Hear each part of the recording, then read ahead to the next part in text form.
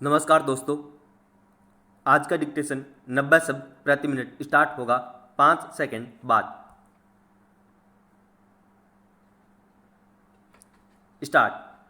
अब सर्वोच्च न्यायालय ने कहा है कि सरकार से असहमति का अर्थ राजद्रोह नहीं होता।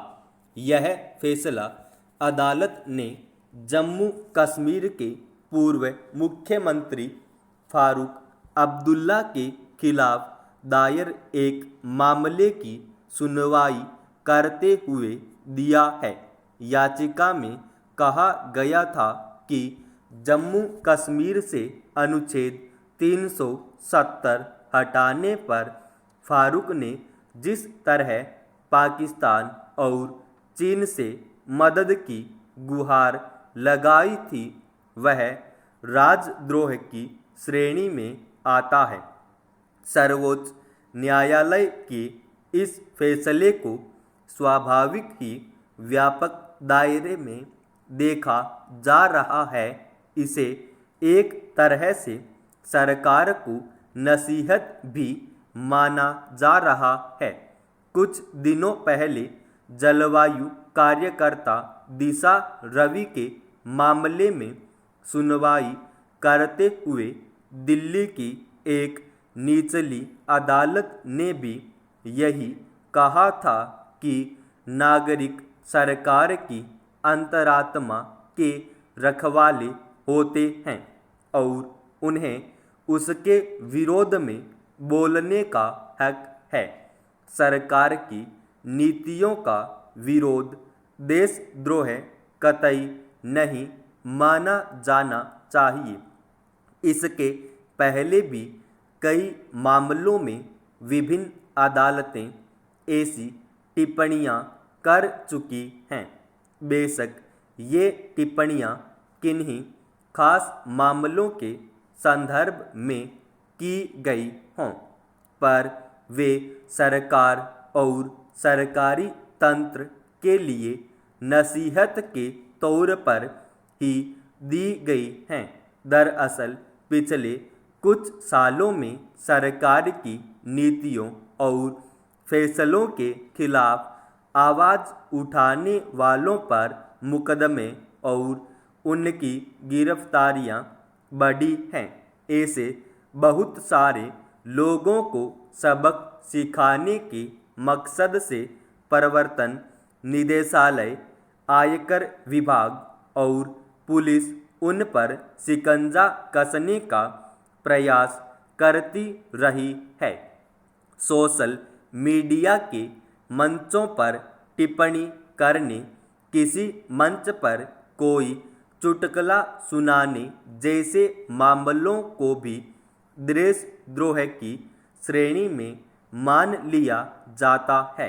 अगर कोई रिपोर्टर किसी ऐसी घटना पर बेबाक राय जाहिर करने का प्रयास करता है जिससे सरकार की नाकामी उजागर होती हो, तो उसे भी राजद्रोही करार दिया जाता है। दिशा रवि का मामला तो सिर्फ यह था कि विदेशी जलवायु कार्यकर्ता ग्रेटा थनबर्ग की एक ट्वीट में कुछ संपादन करके उसे दूसरे लोगों से साझा कर दिया था।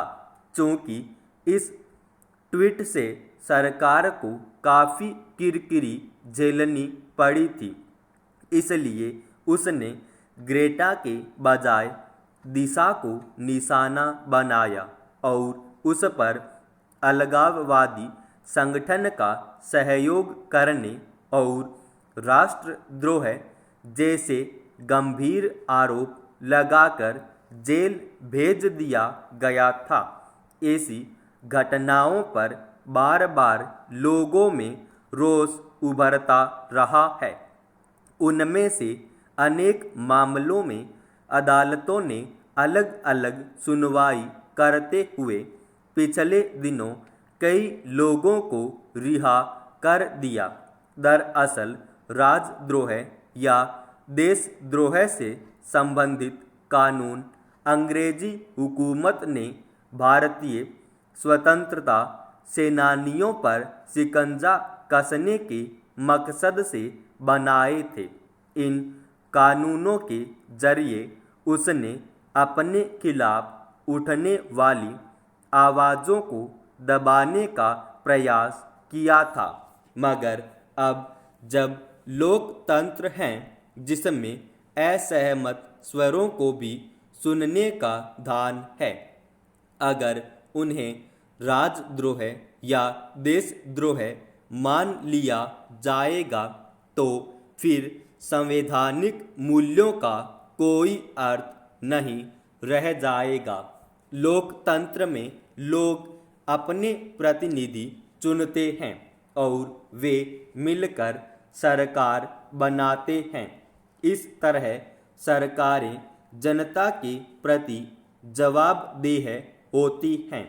उनसे अपेक्षा की जाती है कि नागरिकों की तरफ से उठने वाली विरोधी आवाज़ों को भी सुनेंगी। मगर यह पहली बार नहीं है जब देखा जा रहा है कि सरकारों के पास चूंकि ताकत है, वे अपने खिलाफ उठने वाली आवाज़ों को किसी न किसी तरह दबाने का प्रयास करती हैं। सर्वोच्च न्यायालय ने एक बार फिर स्पष्ट कर दिया है कि सरकार का मतलब देश नहीं होता। शायद इसे सरकारें समझने का प्रयास करेंगी। समाप्त।